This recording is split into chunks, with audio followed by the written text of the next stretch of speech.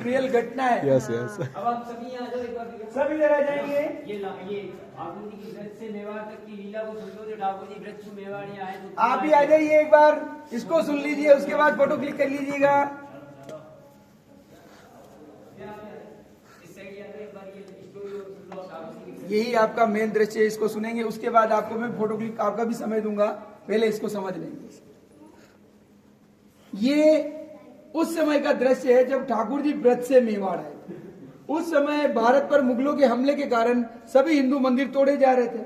उस डर से गंगाबाई, ये गंगाबाई है जो ठाकुर जी श्रीनाथ जी से बात करते थे ब्रज में, और इनके असीम भक्त थे सभी ब्रजवासी और दामोदर दास बैरागी। इन्होंने सोचा अगर ब्रज में रहेंगे, मुगल आएंगे, ठाकुर जी को तोड़ देंगे, इससे अच्छा अपन ठाकुर जी को कोई सेफ स्थान पर ले जाए। अब इस निर्णय को लेकर ठाकुर जी को बैलगाड़ी बिठाया, रात्रि में मथुरा से रवाना। अब यात्रा रवाना हुई तो यात्रा बड़ी कठिन, क्योंकि लगभग पूरा भारत मुगलों के अधीन हो चुका था। ठाकुर जी जंगल जंगल, बीड़ो बीड़ो, छुपते छुपाते कई जगह ठाकुर जी ने पसार लिया। लेकिन ठाकुर जी मेवाड़ के सियाड़ गांव नाथद्वारा, ये मेवाड़ का सियाड़ गांव है। नाथद्वारा तो प्रभु के आने के बाद श्रीनाथ द्वारा प्रभु के नाम पर रखा गया है, और उससे पहले ये सियाड़ है। और सियाड़ में जब ठाकुर जी पधारे थे, इनके रथ के पहिए जमीगस्त हो गए। अब न तो रथ आगे जाए न पीछे जाए, सब घबरा गए, क्या हो रहा है। घबरा कर गंगाबाई ने ठाकुर जी से विनती की, प्रभु यहाँ रथ रुकने का क्या कारण है। ठाकुर जी का आदेश हुआ, गंगाबाई डरने की जरूरत नहीं है, ये सारी लीला मेरी है, यहाँ मैं अपने एक भक्त का वचन पूरा करने आया हूँ, मुझे यही विराजमान होगा। गंगाबाई ने पूछा, प्रभु ऐसा कौन भक्त है जिसको आपने वचन दिया और अपना घर ब्रज छोड़ा, आप मेवाड़ आने पर विवश हुए, इतनी बड़ी लीला की, लेकिन उस भक्त का नाम हमें भी बताइए। ठाकुर जी का आदेश हुआ, गंगाबाई वो मेरी भक्त है अजब कुंवर। अजब कुंवर ठाकुर जी की असीम भक्ति। जानकारी के लिए बताओ, मीराबाई को आप सभी जानते हैं, उनके कजन सिस्टर, और बाल्यावस्था आपके जितने बड़े होंगे।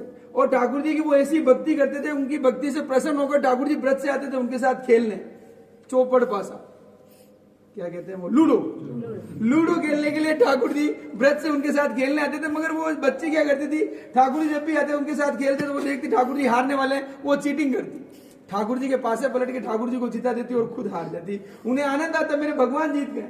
तो ये लंबे समय चला तो ठाकुर जी ने गलत है, जब भी आता हूं एक छोटी बच्ची मेरे साथ खेलती है, चीटिंग करती है, मुझे जिताती है और खुद हारती है, इसका क्या कारण है। हर कोई जीतने के लिए खेलता है, हारने के लिए कौन। प्रभु को समझ ना आया, उन्होंने इस खेल को सरल कर दिया, क्योंकि सबसे बड़े खिलाड़ी हुआ। खेल प्रारंभ हुआ अजबपुर और ठाकुर जी के बीच में, तो इस लीला के दौरान ठाकुर जी हार गए। भगवान श्रीनाथ जी हारते हैं और छोटी सी बच्ची सामने जीती, तो ठाकुर जी ने खुश होकर कहा, अजबपुर आज मैं खुश हुआ, मांग क्या चाहिए। कहने मात्र से अजब कुंवर की आंखों में आंसू आ गए, वो रोने लग गए। ठाकुर जी ने कहा, आप रो क्यों रहे, रोज मेरे साथ खेलते हैं, हार जाते तो खुशी मनाते, लेकिन जब जीत हासिल हुई तो आप रो रहे हैं, इसका क्या कारण है। तो अजब कुंवर के लफ्ज से, प्रभु आपके दर्शन की लालसा, ये खेल एक बहाना था, आपके दर्शन को रोज पाना था। प्रभु मुझे मालूम है आप जब भी आएंगे, खेलेंगे, जीतेंगे तो रोज दर्शन हो जाएंगे, लेकिन जिस दिन हार गए उसके बाद आपके दर्शन ना पाऊंगी। प्रभु आज आपने इस भक्त को अपने भगवान के दर्शन से वंचित किया है, इसके लिए दुखी हूं। ठाकुर जी ने कहा, दुखी मत हो, जब मैं तेरी भक्ति से प्रसन्न होकर तुझे एक वचन देता हूं, मैं तेरे मेवाड़ आऊंगा, तुझे दर्शन दूंगा और दर्शन देकर मैं वही विराजमान हो जाऊंगा, लेकिन आने में मुझे 100 साल लग जाएगा, क्योंकि इंसान हो तो चल कर आए, मूर्त को कैसे लाऊं, मूर्त को लाने के लिए मुझे लीला करनी पड़ेगी। तो आप समझ जाइए, मुगलों की सारी लीला प्रभु की लीला का एक हिस्सा था। यहाँ इंसान हिंदू मुस्लिम कर रहा है, लेकिन उसे मालूम नहीं विष्णु ही निराकार।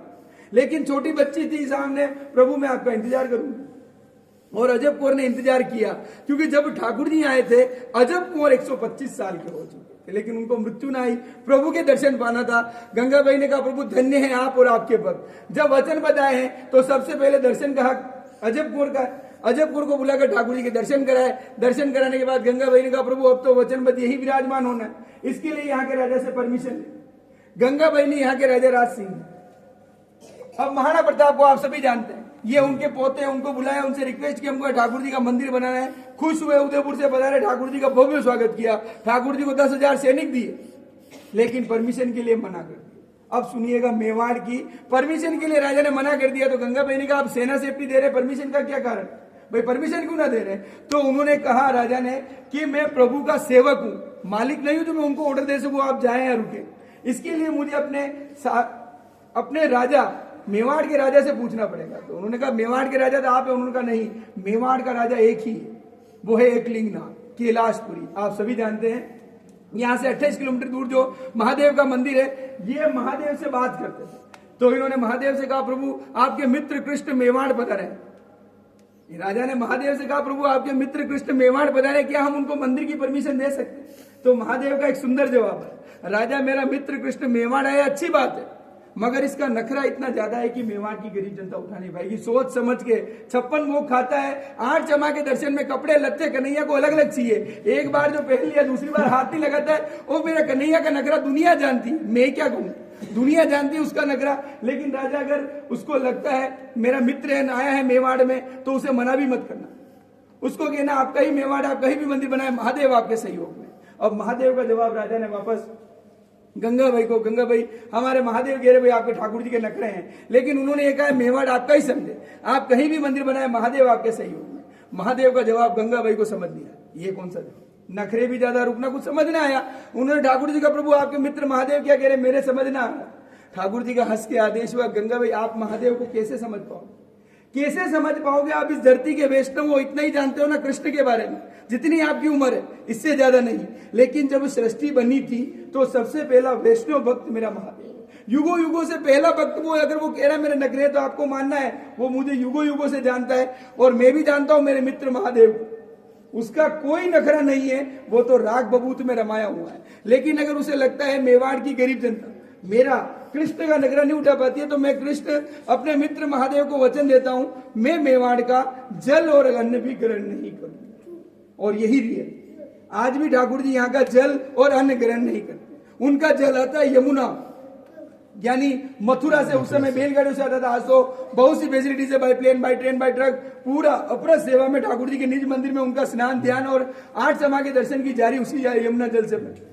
और रही अन्न की बात, तो जो भी वैष्णव आप ठाकुर जी में सेव की जमा करें, ठाकुर जी में जहां भी आपने सेव की जमा कराई, उस सेवकी का सबसे पहला हिस्सा जाता है ठाकुर जी के राजभोग का। तो आप सोचिए, आप वहां जो सेव की जमा करा कराए वो क्या भाव,